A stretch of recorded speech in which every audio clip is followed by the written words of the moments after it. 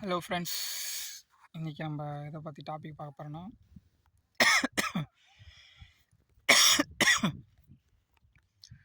Singapore vlog தாங்க. சிங்கப்பூரில் என்னென்ன இருக்குது, என்னென்ன டூரிஸ்ட் பிளேஸ் இருக்குது, என்னென்ன வேலை பார்க்குறாங்க நம்ம ஊருக்காரங்க, அப்புறம் வந்து எப்படி போகலாம், எப்படிலாம் ட்ரை பண்ணலாம் வேலைக்கு, என்னோடய எக்ஸ்பீரியன்ஸை ஷேர் பண்ணுறேன்.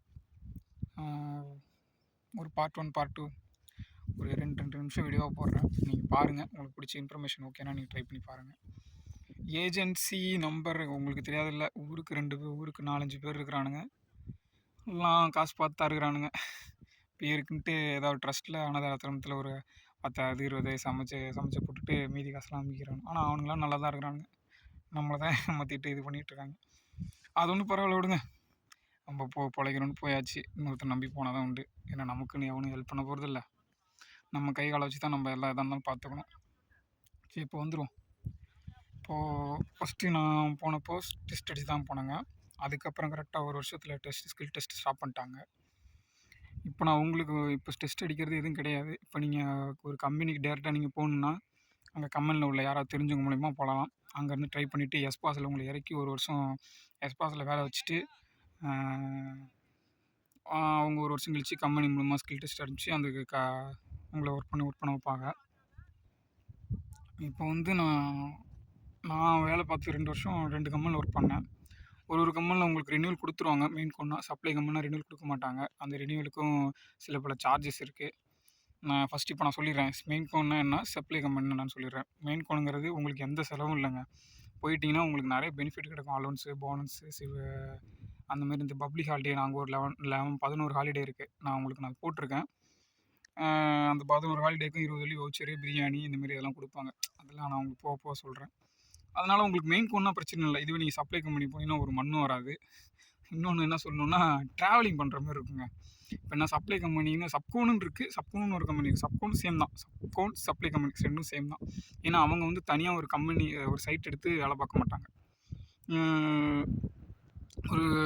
அவங்க வந்து ஒரு 10 சைட்டு இந்தமாரி மெயின் கோனில் யார்கிட்ட பேசி அவங்க வந்து அவருக்கு இவ்வளோன்னு சொல்லி சேலரி பேசி இப்போ உங்களை ஆள் எடுக்கிறாங்க பார்த்தீங்களா, சப்ளை கம்பெனி ஆளுக்கு அவங்கள வந்து அனுப்பிச்சி விட்டு இவருக்கு இவ்வளோ நேரம் வேலை பார்க்குறாப்புல இவ்வளோ சம்பளம் சொல்லி கொடுப்பாங்க. ஆனால் உங்களுக்கு வரது என்னமோ கம்மி தாங்க, கூடலாம் வராது. இன்னும் நான் ஃபஸ்ட்டு ஒரு கம்பெனிக்கு போனேன், 21 வெள்ளி கொடுத்தாங்க. அதுக்கப்புறம் ஒரு வருஷம் கழிச்சு ஏற்ற போய் 22 23 ஆச்சு. இப்போ நான் போகிற கம்பெனி, இப்போ நான் போய் ஒர்க் பண்ணிகிட்ருக்க கம்பெனி வந்து 23. வருஷம் ஏற்றுவாங்க. அதெல்லாம் உங்களுக்கு பிரச்சனை இல்லை. மெயின் கோன்னா ஏற்றுவாங்க. சப்ளை கம்பெனி கொஷின் மார்க் தான். ஏற்றுவாங்களான்னா தெரியல. வேறு என்ன, இப்போ வந்து எஸ் பாஸு. இப்போ அங்கே வந்து பர்மிட் வந்து டிஃப்ரெண்ட் பர்மிட் இருக்குங்க. S pass, temporary employee pass, DEP, அப்புறம் வந்து பிசிஎம் பர்மிட்டு, அப்புறம் வந்து என்டிஎஸ் பர்மிட்டு அப்படின்னு சொல்லிட்டு ஒரு 4-5 பர்மிட் இருக்குங்க. இதில் ஒரு பர்மிட்டுக்கும் ஒரு ஏற்ற மாதிரி வேலை இருக்கும். எஸ் பாஸுங்கிறது ஆஃபீஸ் ரிலேட்டட்லாம் யாரும் கிடையாது. மேலோட்டமாக வேலை பார்ப்பாங்க தெரிஞ்ச மாரி. எஸ் பாஸில் இறக்கி ஹோட்டலில், அப்புறம் வந்து இந்த மேனுஃபேக்சரிங் கம்பெனி அந்தமாரி இடத்துல விடுவாங்க. துணி கடை, மளிகை கடை, காய்கறி கடை, செல்ஃபோன் கடை அந்தமாரி இது இறக்குவாங்க. டிஇபி வந்து ஏர்போர்ட்டில் ஒர்க் பண்ணுறது 3 மாதம் பர்மிட்டுங்க. ஃபுல் பர்மிட் அது 3 மாதம் ஒர்க் பண்ணிவிட்டு நீங்கள் வந்துற மாதிரி இருக்கும். அதான் டிஇபி பர்மிட்டு. அப்புறம் வந்து பிசிஎம் பர்மிட்டுக்கு வந்து ரொம்ப சேலரி கம்மி. இதை விட இன்னொரு பர்மிட் ஒன்று இருக்குங்க, ஷிப்யார்டுக்கு ரொம்ப கம்மி, ₹2 தான். நீங்கள் எந்த ஏஜென்ட் போனாலும் அதுக்கு மேலே நீங்கள் கட்டாதீங்க. ₹2 வாங்கிடுவாங்க. எனக்கு தெரிஞ்ச ஏஜென்ட் சொன்ன அமௌண்ட்டு. பட் ஆனால் அதுக்கு எவ்வளோ அமௌண்ட் ஆகும்லாம் தெரியல. அப்புறம் வந்து பிசிஎம் பர்மிட் விட்டுட்டேன் பாருங்கள். பிசிஎம் பர்மிட் சேம் வந்து ஒர்க் பர்மிட் மாதிரி தாங்க. பிசிஎம் பர்மிட் ஒர்க் பண்ணிவிட்டு நீங்கள் ஒரு வருஷம் முடிச்சுட்டு நீங்கள் ஒர்க் பர்மிட் ஸ்கில் டெஸ்ட் வந்து மாற்றிக்கலாம். ஷிப்யார்டுங்கிறது துறைமுகத்தில் ஹார்பரில் வேலை பார்க்குறதுங்க. அதாங்க பிசிஎம் பர்மிட்டு. இப்போ வந்து இதெல்லாம் பார்த்துட்டோமா, இதுக்கு ஒருத்துக்கும் ஒரு சேலரி ரேஞ்ச் பார்த்துறேன். ஒர்க் பர்மிட்டுக்கு மினிமம் வந்து ஒரு 20லேருந்து 23 கொடுப்பாங்க. ஃப்ரெஷர்னா, எக்ஸ்பீரியன்ஸுக்குனா ஒரு $1 ஏற்றி அந்தமாரி ஒரு வருஷம் 2 வருஷம் அந்தமாரி கொடுப்பாங்க. இப்போது அதை விட்டுருங்க. இப்போ ஒர்க் பர்மிட் முடிச்சிட்டோன்னா ஒர்க் பர்மிட் சேலரி பார்த்தாங்களா. அப்போ பிசிஎம் பர்மிட் சேலரி பார்த்தோம். பிசிஎம் பர்மிட் வந்து 20 to 19 18 அந்த ரேஞ்சில் வரும் ஃப்ரெண்ட்ஸ்.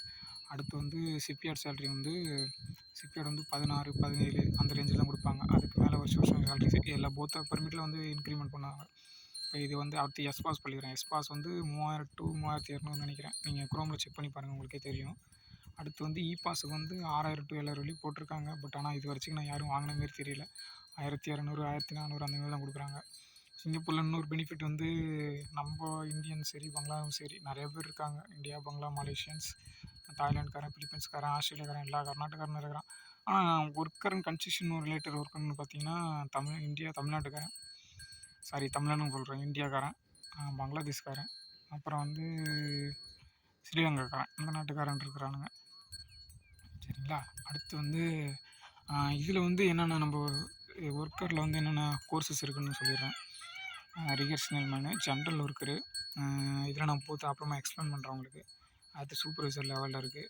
லெஃப்டிங் சூப்பர்வைசர், ரிகர்ஷனல் மேனு, அப்புறம் சூப்பர்வைசர் ஒயிட் ஹெல்மெட்டு, அப்புறம் இதுக்கெலாம் ஒரு கோர்ஸ் இருக்குது. அது நான் உங்களுக்கு இன்னொரு வீடியோவில் சொல்கிறேன். அப்புறம் வந்து கோஆர்டினேட்ரு, அசிஸ்டன்ட் கோஆர்டினேட்ரு, அப்புறம் இப்படி சேஃப்டி கோஆர்டினேட்ரு, சேஃப்டி சூப்பர்வைசர் அப்படின்னு சொல்லி ஒன்று ஒன்றா போகும். நிறைய கோர்சஸ் இருக்குது. இப்போ வந்து அடுத்து என்ன சொல்லணும்னு நினச்சேன், இப்போ சேலரி ரேஞ்ச் எல்லாத்தையும் நான் உங்களுக்கு சொல்லிட்டேன்னா, அடுத்து வந்து ஓகே ஃப்ரெண்ட்ஸ், இது வீடியோ லென்த்தாக போகுதுன்னு நினைக்கிறேன். உங்களுக்கு நான் அடுத்த வீடியோவில் இன்னும் கொஞ்சம் டீட்டெயிலாக உங்களுக்கு சொல்கிறேன். ஓகே ஃப்ரெண்ட்ஸ், தேங்க்யூ, பாய்.